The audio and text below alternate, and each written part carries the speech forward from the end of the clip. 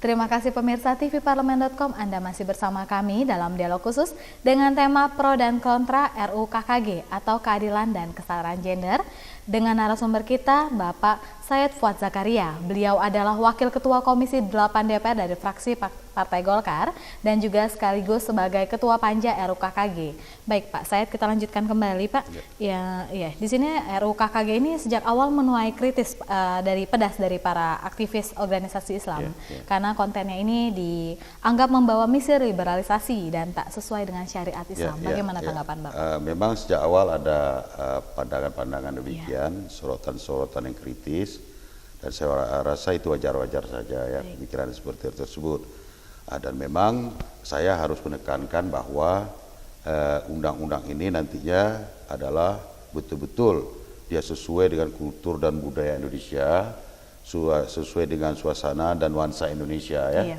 Jadi tidak kita artikan nanti bahwa nanti ini betul-betul dia sangat liberal, seolah-olah seperti gaya kehidupan di barat, kebarat-baratan. Saya kira itu tidak seperti itu ya, dia tetap sesuai dengan kultur budaya Indonesia, sesuai dengan Undang-Undang Dasar 1945, dan juga tentunya kita menjamin betul ya itu harus sesuai dengan budaya kita, karena tidak boleh merusak ketata budayaan yang telah kita miliki. Jadi pandangan-pandangan yang mengkhawatirkan ini nanti betul-betul liberal tentu bisa saja kalau awalnya ada pandangan seperti itu. Karena begini, ada yang mengkhawatirkan, ini persamaan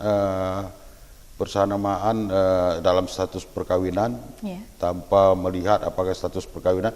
Yang dikhawatirkan itu adalah kita bisa maklumi. Mungkin maksudnya laki-laki kawin dengan laki-laki, atau perempuan kawin dengan perempuan. Ini tidak ada.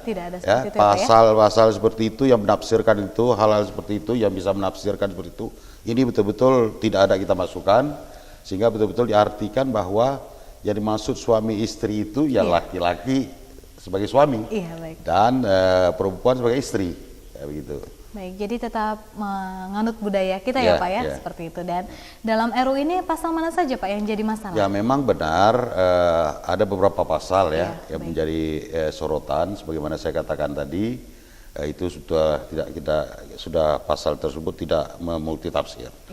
Dan yang kemudian juga memang ada yang beberapa pasal yang betul-betul dipertanyakan oleh anggota panja, yaitu yang menyangkut tentang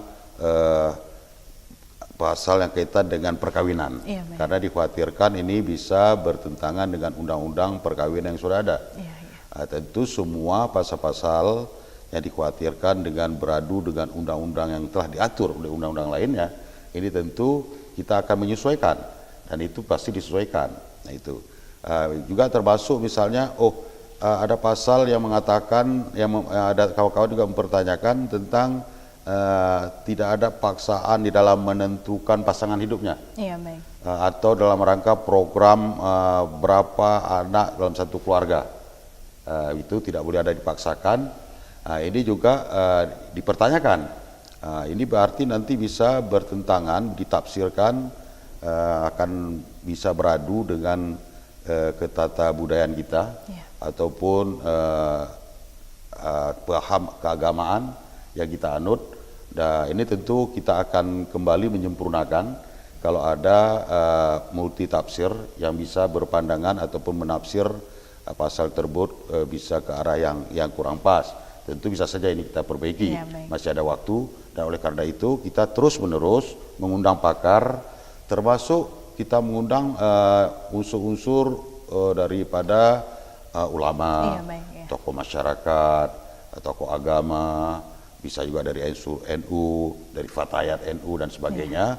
Dan ini juga adalah tokoh-tokoh pemuka agama.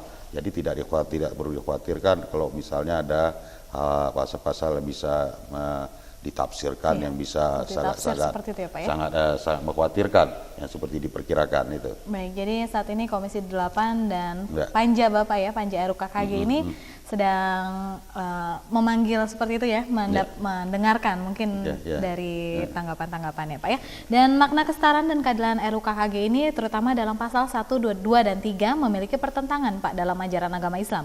Sebab dalam Islam pemaknaan hal tersebut tidaklah berarti persamaan antara laki-laki dan perempuan dalam semua hal. Bagaimana tanggapan Bapak? Oh, jadi begini, bisa diartikan begini. Baik Pak Said. Saya selalu mengatakan tidak diartikan kalau misalnya persamaan itu seorang laki-laki dia tentu bisa memanjat buah kelapa. Iya baik. Ya kan? Iya. Berarti yang perempuan juga harus bisa memanjat buah kelapa dan memetiknya. Jadi ini beda. Perbedaannya bukan Pak, itu ya. Bukan itu. Tentu dengan fungsinya. Di mana tidak mungkin fungsi seorang perempuan itu bisa diisi oleh seorang laki-laki. Seorang perempuan itu dia adalah seorang ibu. Dia hamil, kodratnya dia akan melahirkan, menyusui anak, dan ini tidak bisa dilakukan oleh pria. Iya, baik. Nah, gitu. Itu juga ada hal-hal yang tidak mungkin dilakukan oleh pria, itu harus dilakukan oleh seorang perempuan. Sebagaimana saya katakan, apakah harus panjat pokok kelapa, nah, begitu. Jadi begitu. Jadi jangan ditafsirkan seperti itu. Jadi dia sesuai dengan kodrat.